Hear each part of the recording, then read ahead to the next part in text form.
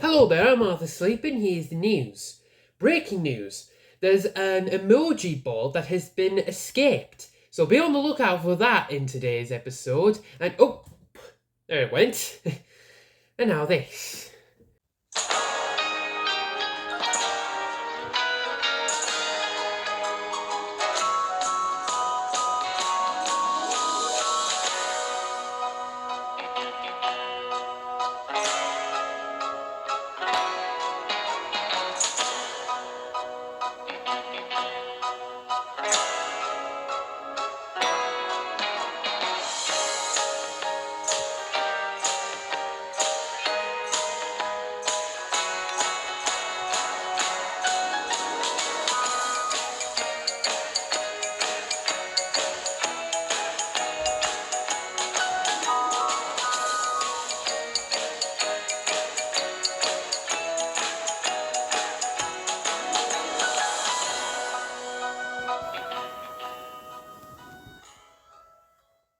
With the special holiday in Sean's world only a day away and Posy banished to the Shadow Realm, excitement rose amongst the characters in Sean's world.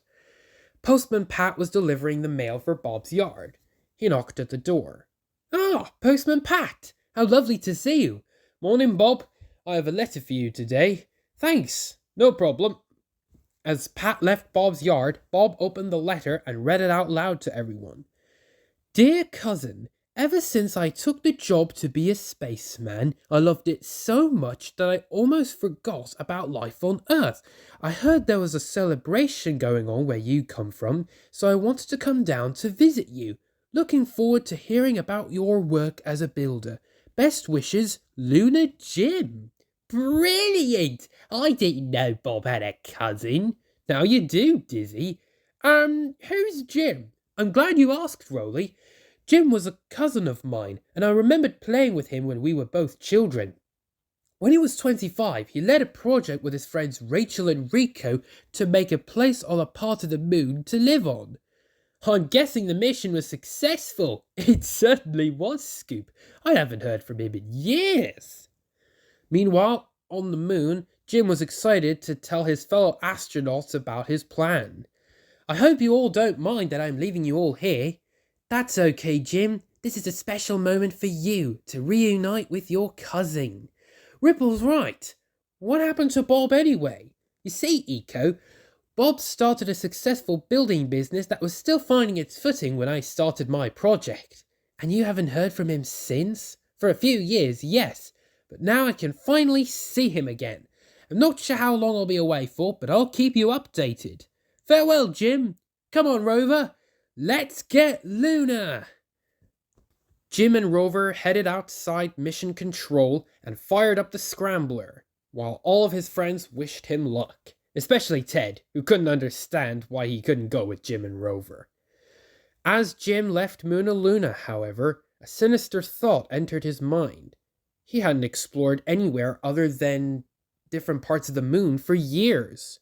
How will I even find Bob? What if I get lost? In the distance, he saw a navy blue alicorn flying softly and watching over the galaxies. She noticed the lunar scrambler approaching, and so Jim decided to slow down. "Ah, Jim, I have awaited thy arrival here." "How did you know my name?" "Please, do not be afraid of my appearance. I want to help thee find thy cousin." "Okay, and who are you?" "I am Princess Luna, the princess of the night." "How did you know I was visiting my cousin?" "Your cousin, Bob the Builder, resides in Sean's world, where I happen to watch over him.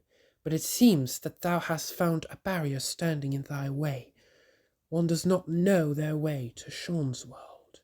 "That's true. I would have brought a map, but I'm worried it will start singing when I asked him for directions." "Yes, they do that. Nonetheless, I am here to aid thee on thy travels. It is dangerous for one to fly any further without my help." Jim was worried. What could possibly be ahead that would disrupt his travels? But Princess Luna did seem trustworthy, so he agreed to letting her assist him. "Well, your majesty, lead my path." "Please, just call me Luna." As Princess Luna helped Jim through a foggy mist, or was it a misty fog? Jim eventually felt a little uneasy. I feel like I should rest here, but it seems dangerous for me to rest here. There's nowhere for me to rest. That's why I'm here with thee. Pardon me, I should be using more informal terms. When you feel uneasy and need a break from driving the scrambler, or whatever you call it, I will use my magic to provide a platform for you to rest on. You can do that? You don't need to worry, Jim. I know the extent and limit of my powers, and I promise to only use them for good. Thanks, Luna. You're welcome. It is my duty and my pleasure to ensure that my subjects are comfortable with their current environment. Once Jim had rested for a couple of minutes, he drove on for another while before Princess Luna warned him of another problem. My space reading predicts a meteor shower heading this way. I see no cover around, so I'll have to conjure up a protection shield around us. Will the rocks still hit us? Perhaps, but you will be safer than you would be without my shield. As Jim and Luna made their way out of the meteor shower, their final obstacle was entering Earth's atmosphere without Jim getting too uneasy. What should I do now, Princess Luna?